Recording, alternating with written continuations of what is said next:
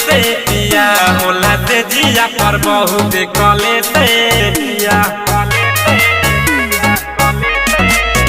हमके छोड़ के न जाए परदेस से पिया होला से जिया पर बहुत कले से पिया अपना शहर में चलाई राजा जी अपना शहर में चलाई राजा जी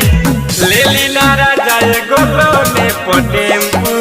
सिमरा से बगहा चलाई राजा जी ले लीना राजा गोलो ने टेम्पू सिमरा से बगहा चलाई राजा जी।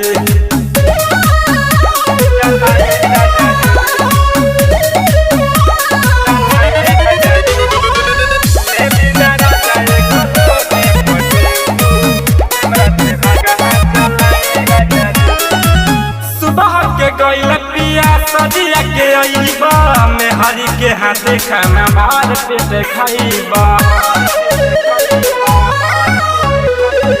सुबह के गइल पिया सजिया के अइबा में हरी के हाथे खाना भर पे खाइबा खूबे नु होई कमाई राजा जी खूबे नु होई कमाई राजा जी ले लीना राजा गोलो ने पे टेम्पू सिमरा से बगहा चलाई राजा जी ले लीना राजा गोलो ने टेम्पू मौर से बगहा चलाई राजा जी।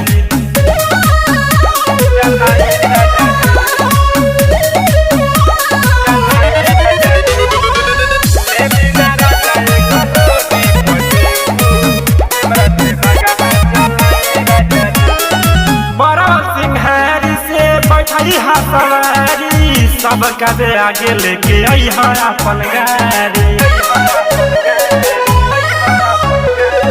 बरहल सिंहारी से बैठी सवारी सब कदे आगे लेके आई अपन गाड़ी राइटर भीम के सिखाई राजा जी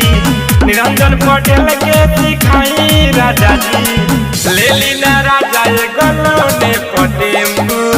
सिमरा से बगहा चलाई राजा जी ले लीना राजा गोलो ने टेम्पू